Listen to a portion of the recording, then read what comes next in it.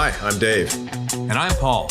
and we're going to challenge you to transform your financial future through the principles of the most profitable business in the world, banking.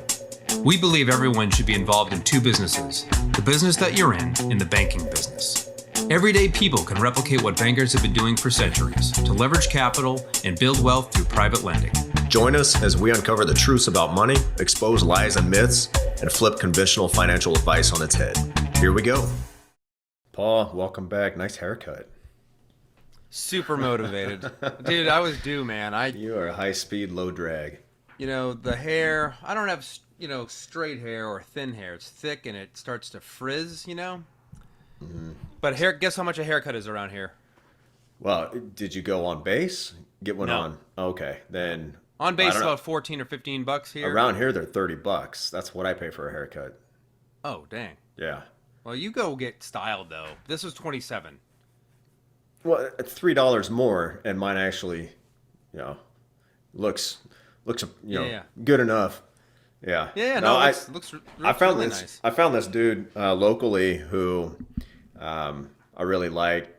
Just he had an American flag in his window, and it was all during all this craziness the last couple of years. And went in and talked to him, and he was a real good dude. So I said, hey, I'll come back. Got a haircut. It was a good one, so I just keep going back. I only get a haircut like once a month, once every 5 or 6 weeks. Yeah, I've been trying to go a month, but I tell you, man, it just look like a dirtbag military officer by the... Yeah, an officer never needs a haircut, right? Yeah. Yeah, as they say. All right, man. Well, let's get to it. So we decided, in the last couple of weeks, we've had a lot of questions come in on YouTube.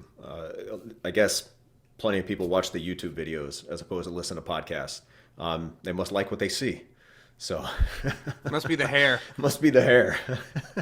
So we just accumulated all the questions from YouTube, and we'll let the YouTube listeners know that, hey, listen to this episode to get your questions answered. So a little time saver for us.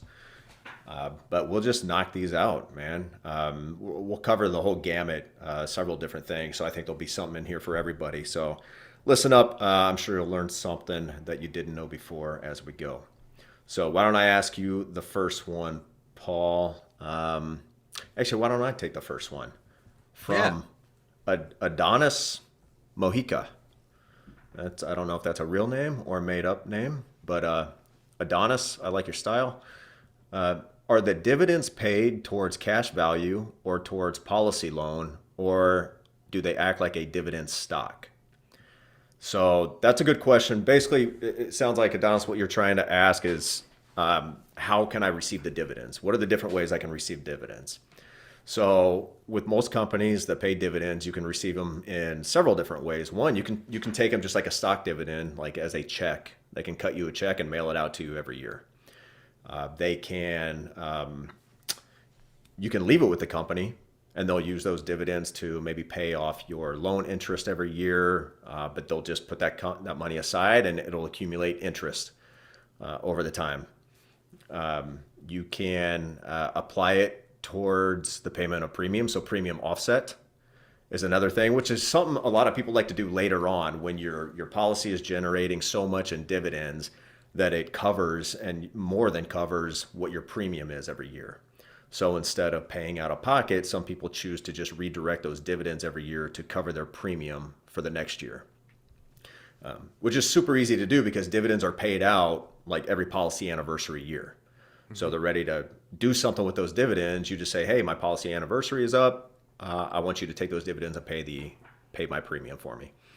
And then finally, which is the way we promote dividends to be used, and which is done automatically when we design these policies, is to use them to purchase more paid up additions, which is just paid up life insurance. Those dividends are taken. You receive those tax-free because the IRS classifies them as a return of premium, just saying, hey, you overpaid, here's your money back. Obviously, it's a lot more than what the IRS deems it. Way more than that. But it's awesome that they deem it as a return of premium because then it's all tax-free, no matter how much it is. So we take that tax-free income essentially and use that to purchase more death benefit, which also goes towards our cash value, which in turn the next year creates a bigger dividend, assuming the same dividend rate would be paid out the next year. or higher. So, yeah, those are the general ways you can utilize that dividend. Dave, which one would Nelson generally recommend for IBC? Using it for paid up additions. Yeah. Yeah, Yeah. you'll really get the most bang for your buck doing that. So your cash value grows, your death benefit grows, which makes your whole pile of accumulated capital even larger, which means next year your dividend's going to be paid off of that entire giant lump of capital. And once a dividend's declared, it can never be taken away. That's right. You can't lose value. You can't lose the amount. I suppose you could lose value in anything with inflation the way it is and all that. But so thank you for that question, Adonis. And I think Adonis asked a second one. You want to take that? He did. Sure. This is a multi-part question. And I think I addressed it on YouTube already, but for the audience. So the first part of the question is, does the policy loan increase automatically as I pay my premiums? I think what he means is, does my loanable cash value amount increase as he pays premiums? The answer is yes. Regardless of how you pay, monthly, quarterly, biannually, annually, your cash value is going to increase contractually every year. And then if there's a dividend declared at the end of your policy year, that's also, if used to pay to buy purchase paid up additions, will also add value to the policy, both on the cash value side and the death benefits, right? So Right. The cash value is the net present value of the death benefit, right? A lot of people don't realize that. Yep. That's what it is. Okay, second part of the question is, I'm not sure I understand. Or the second part is, or every time would I have to reapply for a new policy loan? Okay, check this out. Let's say you have, we'll just use some round numbers here. Let's say you have, $100,000 of life insurance cash value in a policy or a series of policies. And you take a policy loan out against policy number one for $25,000, and you still have another $25,000 in that policy available to loan to yourself, or to borrow from the life insurance company. You would just do another loan to get whatever extra amount of money you wanted. So let's say you had another $10,000 opportunity come up, or an expense, like me, my air conditioner. I'm sitting in here in Northern Virginia with no air conditioning at the moment because my AC broke. It's a good thing it wasn't last week, man. Oh my gosh, the timing was everything. So, $20 part, they're going to charge $500 to repair it. I was like, I could do that myself, but I opted to just buy a whole new system because the system was old. Hey, this is like a promotion for trade schools, actually. I mean, think how much tradesmen are making these days. They are busy. I was surprised to get a same-day appointment because this is the busy time of the year. It's the summertime, right? Everyone's stuff is breaking and they're, patching it up. But anyway, so to answer your question, you can take out up to your loanable amount of cash value out of your policy or series of policies. So if that's over 5 different policy loans or just one policy loan, that's how you would do that. So it doesn't really matter. Like I've personally, and I'm sure you have, Dave, I've done a policy loan, and then maybe 4 months later I had another need that I needed to fill, and I just did another policy loan. Right. It's kind of like you could compare it, say your dad had said, hey, I've got $100,000 here in a bank account. You can have access to that whenever you want. But, you can take it out and put it back in whenever you want. $100,000. Like, it works the same. It's somebody else's money that you're borrowing, and you can take it out and you can put it back in whenever you want. Yep. Doesn't matter how many loans you take. You just can't go over the amount that's available.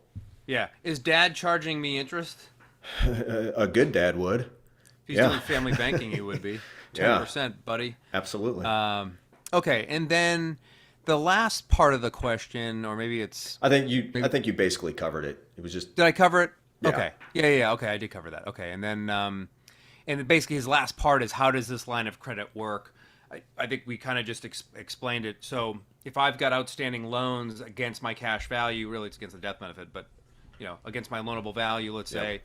And there's no repayment schedule. There's no amortized repayment schedule, but you should, not endeavor to steal the peas, right, out of your grocery store, right? So you want to go out the front of the store. So yes, we want to repay our loans because as we repay loans, like a line of credit, I make a $5,000 loan repayment. A couple weeks later, I could take that $5,000 right back out as we need. So we have to, and Nelson said this in Becoming Your Own Banker, right? He said, the reason I illustrated these examples the way I did is because I wanted to avoid using the word loans.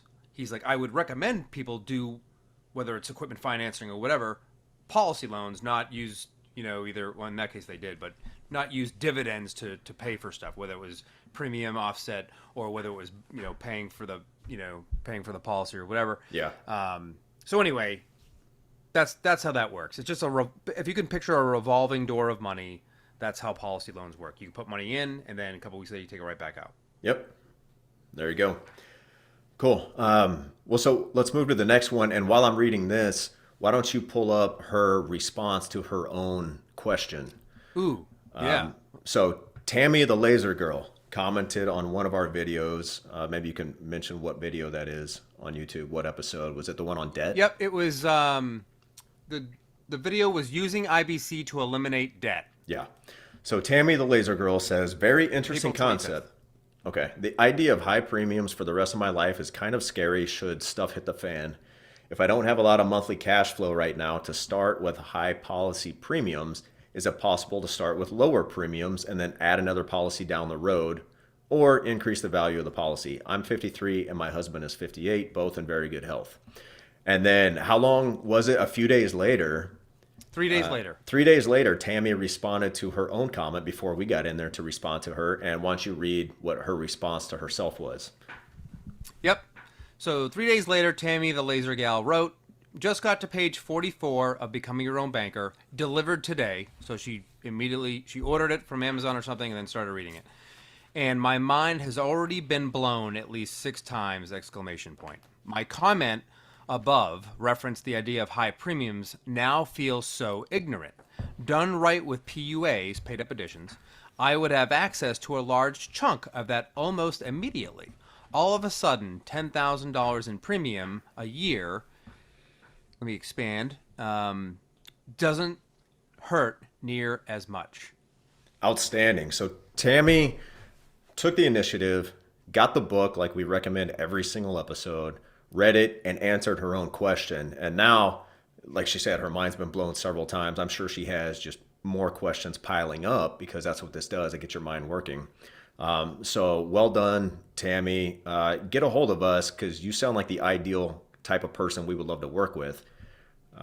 You're just taking initiative and learning this on your own and then bringing in valuable questions. And so it's very obvious that she wants to be educated. And that's the kind of person we love working with, is somebody who doesn't want to be spoon-fed. They want to understand and they're willing to do the work. So real Excellent cool. question too. Yeah. So I guess we didn't answer her question though. So if you don't have a lot of monthly, so say this, it sounds like she answered her own, but she's asking if you don't have much right now, we encourage people to pay a lot of premium because a lot of premium is the solution to your problems. Yep. But if you don't have a lot right now, which is completely relative, right? Like you got somebody who just did 75,000 a year and I got somebody who just did 15,000 a year, right? So it could be high to each of them depending on where they are in life. That's right. So you start where you're at. That's what we always say. it. Start where you're at. If you can do whatever you can do right now, start there. And then when your means increase a couple years from now, or maybe next year, then you just start another policy. You can get multiple policies. And then you can start now. So the thing is, you can't necessarily increase as you go. So when we design these policies, we're going to design it really with a floor and a ceiling. And you can pay anything in between there, but the ceiling's a ceiling. And that you may be able to adjust that a little bit based on additional room for PUA that they calculate every year, based on how the policy's going up to the MEC limit, the modified endowment contract limit. But it's not like you're going to be able to say, okay, now I'm making 10 times as much as I was last year. I want to put 10 times as much into it. No, you just start another policy. Yep, exactly right. All right, why don't you take the next one? Okay, Larry H. He wrote, first off, I want to thank you both for your service. I would like to see Thank you. more deep dives into how the Canadian family, which we referenced at the think tank, has the entire family involved in IBC. Also, as a real estate investor, I'd like to see a deep dive into IBC and real estate investing.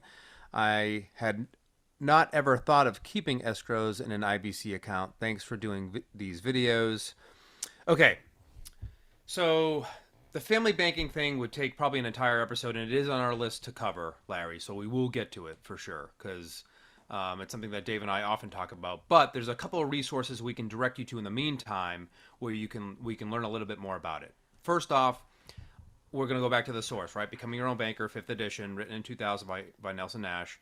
Page 71 covers an even distribution of age classes. Okay, that's a great little, that's a great couple pages to read in that book. The next is a book that just came out last year, and I've done the audiobook several times. You can actually audiobook it in about an hour and 15 minutes or so on 1.2 speed, and it's a great little book, great little story. It's called Family Banking with Purpose by Chris Bay. Okay, very good book. IBC guy, very smart, and that's a great little story to understand some of the background behind family banking and how a normal all-American family or all-Canadian family could actually implement this idea of family banking, right? And for those of you who don't understand, family banking is kind of the idea of eventually, like IBC, cutting out the bank. So like the goal is for my children never have to, they're going to come to me for financing, not the bank. By keeping it in-house, it makes the whole family wealthier. And we'll get into that in an episode for sure and how the mechanics of that will work. The last thing I would say, Dave has an ebook out there. The link's going to be in the comments. It's called Infinite Banking for Real Estate Investors. And that's a great little thing he put together. I think I helped proofread it once. Yeah, you did. And it's a short read. It's like 15 minutes. That was my Yep. idea. Like keep it a 15-minute read. And, sorry, there's not a lot of pictures. I didn't get to that point yet, but we will put a link in the comments. Jack will throw that there and dive into that, Larry, and hit us up with more questions after. And Dave, I would add, we should put a link into your little 4-minute and 10-second video of Jack did that for the last week's Okay. episode. I would so- throw that one in again too, just because that's kind of a holistic. It cover real estate, it cover anything you want, but it's a really holistic mechanical view of how it all kind of ties together. Kind of like home equity, right? Right. So I think that's a great video to just add in as well. Okay, cool. All right. Next question from Matt. He says it must have been one of our earlier episodes when we Yeah. were talking about how we met in Afghanistan. First episode, I think. Okay. Yeah. Matt says, yo, I was in Afghanistan in 2013 too.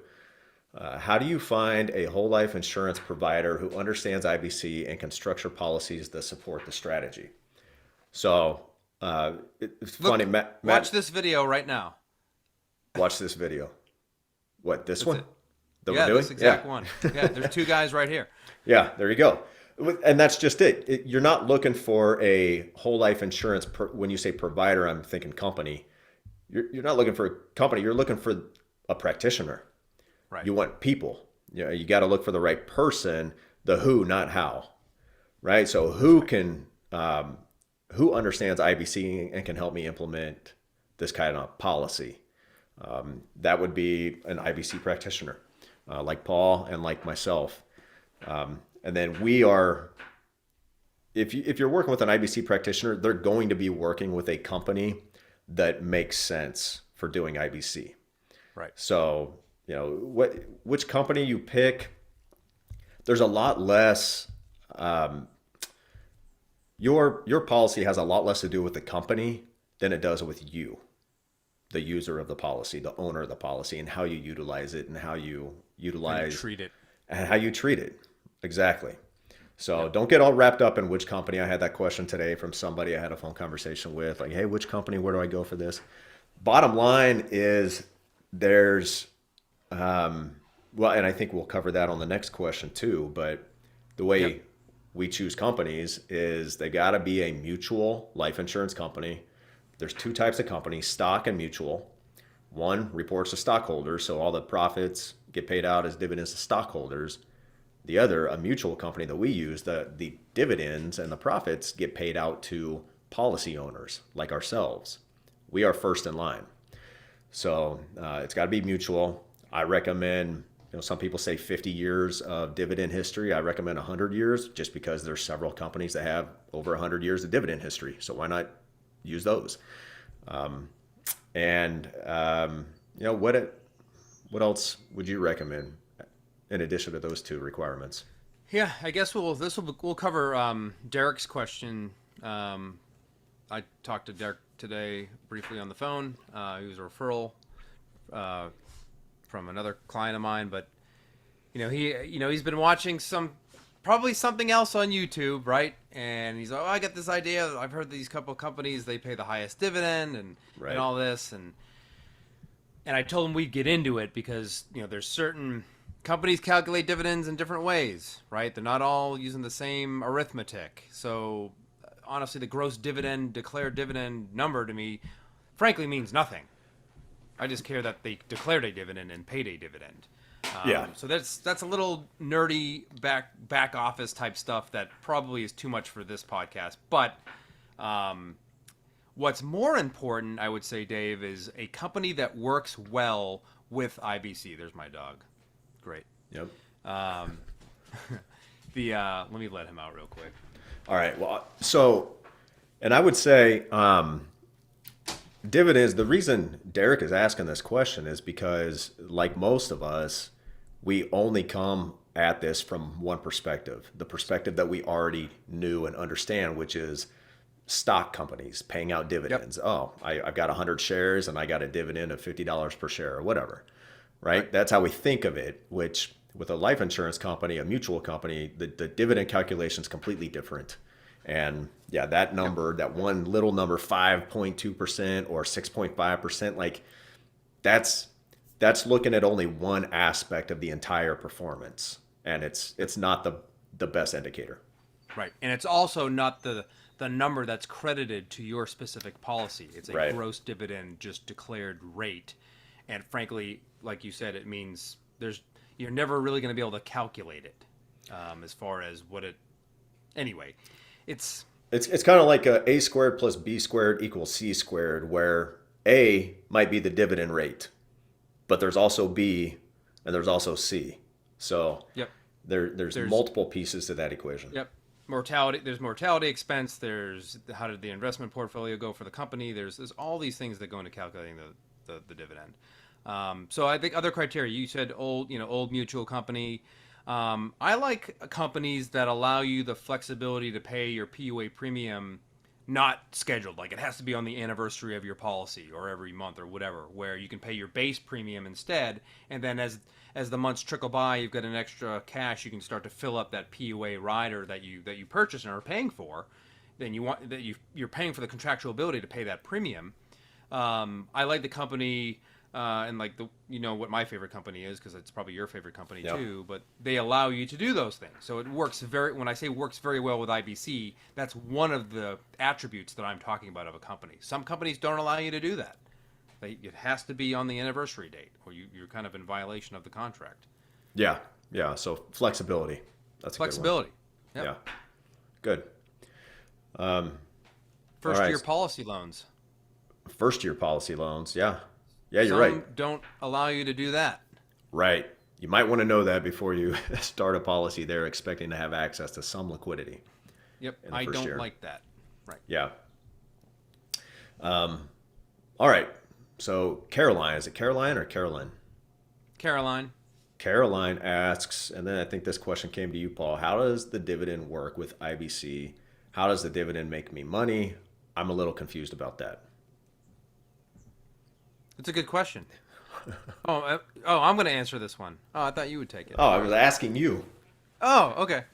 So, how does the dividend? We kind of covered it earlier in this episode, but with IBC, we are going to take the dividend on your policy anniversary, and it's automatically going to be used to purchase paid up additions, right? Which is just more insurance that's paid for right then and there. There's no additional premium outlay required, right? Like you have to pay your base premium every year, right? This is just premium that gets paid for you, and it adds value to the policy in a couple of ways. One of which, it increases your cash value, right? Which makes your policy bigger. It adds to the death benefit, which makes your policy bigger in that sense.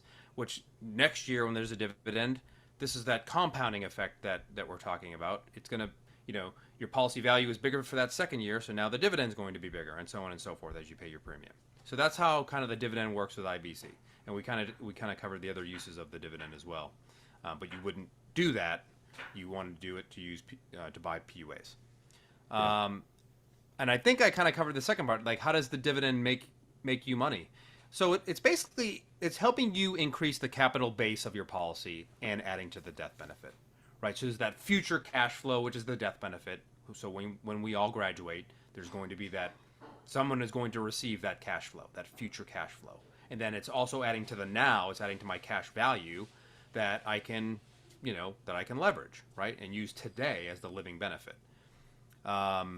If you're still confused about that, fear not, we will talk about it. Yeah, and this is also one of the reasons why every year you look at your statement, you see that your death benefit has grown. Because if you've elected to take those dividends and use those dividends to purchase more paid up additions, your death benefit is going to continue to grow. So it's just one of those things that factor into that. Which is another question I got today in a conversation. Like, hey, if I get a $500,000 policy, can I just pay that off at some point and just I have $500,000 of death benefit? And I say, well, it's actually going to be more than that because every year it's going to go up if you structure the policy correctly and you pay your premiums. Yep. So the face amount goes up every year. You'll have your initial face amount, and then just keeps going up. It's a beautiful thing to watch too. Yeah, and you don't even have to apply for more life insurance. You don't have to be insurable. So they're not going to say, well, hey, you're not insurable anymore, so we're going to stop doing this for you. Yep. How much is that worth? Right. Yeah. So that's a way to get a, more or less, it's a way to continue getting increased death benefit throughout your life without having to go back through underwriting. Yep. Yeah. Absolutely. Well, that was it from the YouTube questions. So keep them coming in. And, I guess you can ask questions through email, or if you listen to the podcast, something comes to mind, just jump on YouTube, throw it in the comments. I kind of like that because like with that YouTube video I have that has 350 comments or more, there's a history there, and people can go in and really dive through it and explore and see that. The problem is it's only coming from one person. The answers are coming from me, right? Just my perspective. So we're probably missing out by not having other practitioners commenting on there. Occasionally we'll get somebody else to comment on there and answer somebody's question or misunderstanding. But keep typing those questions in because we love answering them. And honestly, some of these make us do our own research. Like, well, I think we need to research that a little bit more so we can give a really clear answer. Yeah. And chances are someone else has the same question anyway, which is great. Great idea putting it in the comments too, because it's there forever. So yeah, and really, folks, I had this conversation today. She's like, well, I'm only highlighting in the book the things that are super simple. I go, embrace the simplicity. The part of the book that you highlighted and it was you finance everything you buy, right? Addressing the opportunity cost of your own money. That's the essence of this, right? Yeah. That's the first principle Nelson wrote in that book was you finance everything you buy. That's what this whole idea is based on. Yeah, if you can't understand that, then the rest of it won't make any sense. That's right. And it just doesn't. Yep, principle one. So good. I mean, I told her, good on you. That's one of the most important aspects of what Nelson was trying to get at. So yeah, yep. If all you grasp was the simple concepts throughout the book, that's really all you need. You don't need to know the inner workings of a policy. And some people put the cart before the horse, like trying to find out how does this thing work before they understand why would I want to do this in the first place? Like what are the principles that guide this? Like, I think we're all guided by principles in life, as a nation, as different groups you're a part of. You're guided by principles more than anything. And then you dive into the details. So just follow that same kind of line when it comes to this.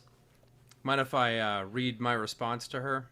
Go for it. She wrote, it's the dividend and where and how I make money that's getting me confused. And I wrote, you don't need to understand the how necessarily right now, although we want you to. Focusing on the why is the most important thing. Boom.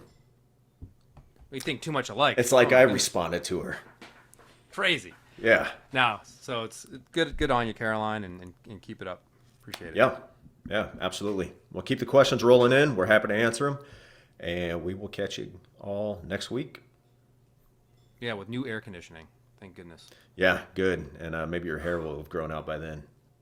You can actually hear it. You can see the growing. scalp, man. Yeah, but that's not because I'm going bald. Look how thick that is. Yeah. That thick Italian hair you get. Good hair. I think it's from the French side, actually. Yeah, I think you need a shave before we record next week. It looks like you haven't shaved in 3 days already. I shaved this morning. I know. You can hear that growing, too. Yeah.